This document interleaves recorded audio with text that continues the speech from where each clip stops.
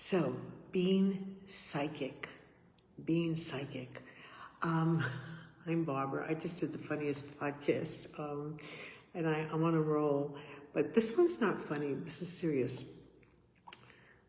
My room is poisoned. I just can't even stay in there. So I'm hiding again upstairs in the library. And I should show you my bed with the lights on. Okay, so psychic.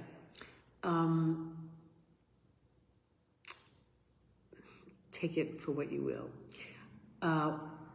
When I was little, we used to go to my Italian relatives who lived in Long Island and Queens. We lived in an apartment in the Bronx, but all my other uncles and aunts had houses with these gigantic basements where all the kids could play. I mean, every age, the young ones to the middle age to the older ones, would all be in this, I just said the word, I forgot it. The basement, but finished basements. And so where was I going with this story? Oh my God, where was I going? Italian. Okay, so we went for the week, because it was such a trip, we didn't have a car. So we went down by train, so we would stay for the weekend. My mother, my father, my brother, and myself. And we had our own little bedroom. And so it was Easter weekend. They did up a big thing in the yard, hiding the eggs. And I don't know how old I was. I had to be 6 or 7, or I don't even think 8, 6 or 7 or 8, let's just say. And so we're, running around. They were in the house. They were in the yard. I mean, they just went all out. So we would all win and have a little basket of eggs.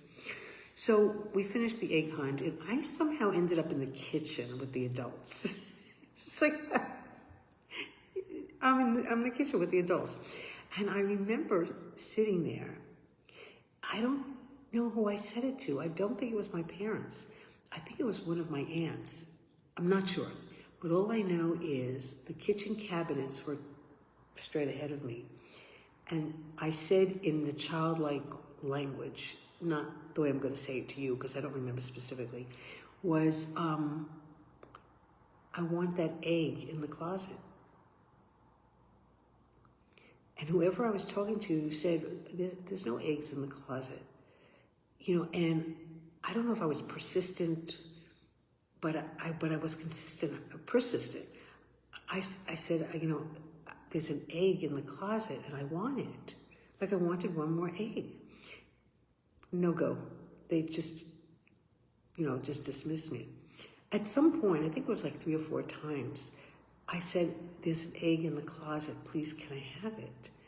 Now, I don't see an egg, but I saw an egg. Third eye, psychic, I knew there was an egg in there. So finally, she gets up, he gets up, I don't remember who it was. They get up and they open up the cupboard, and there's dishes, and then there's a teacup. And behind the teacup was an egg, colored egg. And she takes it out, whatever it was like, it was one of those moments in time. And I can't remember exactly, but all I knew is they knew and I knew that I wasn't supposed to know there was an egg in there. And so it was that moment that I recall. I guess for me, it was like one of those conscious moments that I remember, that I knew there was an egg in there, but I didn't know. I knew it psychically.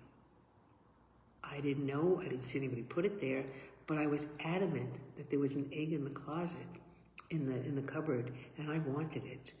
And I'm sharing this story because I really do wonder how many other things like that happen with me and happen with children, where the adults, do they catch it, that we're psychic and we never hear about it, and then we stuff it down.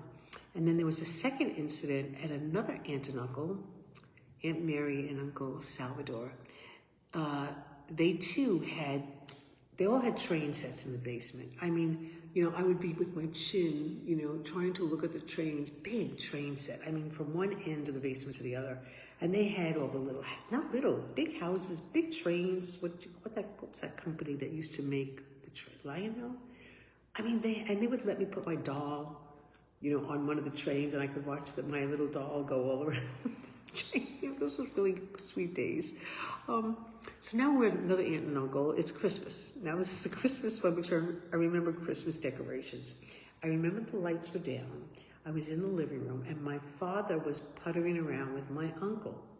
And they were standing by a window where they had a big tree, but there was a little tree too. And there was, I don't even remember if there was a train track. All I know is all of a sudden, I saw trains, a train set, a single, what do you call those track? Just a single one. I saw trains as clear as day going around this little Christmas tree. I don't think I said anything to anybody. At some moment it stopped and it wasn't there anymore. So, but I saw trains, like maybe 3-4 trains, not even. It was a little track, but it was like, again, another conscious moment where I knew I was seeing something that nobody else saw. And again, I don't know how I did this. And I'm wondering, I'm 73 now, I'm really intuitive, but I'm wondering if I stopped seeing because there's a subtle message, a blatant message that we're not supposed to see that stuff, or the parents aren't able to handle it. This podcast because I feel like laughing. It's so not funny. And I think of indigo children. I've talked to you about indigo children, where the veil doesn't come down at 7 and they still remember God. They still remember their home. They still remember where they came from. And they come out and they share with you what it's like. And at 7 or 8, that veil drops on most children. But some children, it doesn't drop for some reason. And they call those children indigo children. They're very creative. They're very intuitive. And for some reason, the veil hasn't dropped. So they still remember spirit. They still remember God and where they've come from. And, I wonder about myself, and this is stuff I learned later as a teacher. So if you guys, I know many of you have these experiences as a child. I don't know if you remember them, but the world doesn't support this stuff. This is like, ooh, this is beyond woo-woo stuff. It's beyond woo-woo. So I felt like laughing tonight. So anyway, I know I saw the egg and I saw trains going around that Christmas tree, and that kind of stuff happened with my Italian relatives. It didn't happen with the Jewish side. So I think my Fiamettas have something going in the bloodline that I'm just catching up with. So, and even Fiametta, for me, there is a translation for it, but I call it like meta, which is beyond, like metacognition. So for me, my name means beyond the light. Fiametta, but there's a real meaning to it. So anyway, so I felt like talking and getting on the camera. And isn't my microphone cute? I feel so professional. I love my microphone. In fact, I would show you the rest of the kit, but my phone is being held up by a Sprite can of soda and a box. And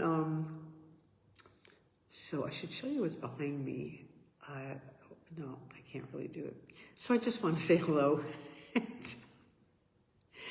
And I don't want to get serious, but I will speak to you soon. Bye.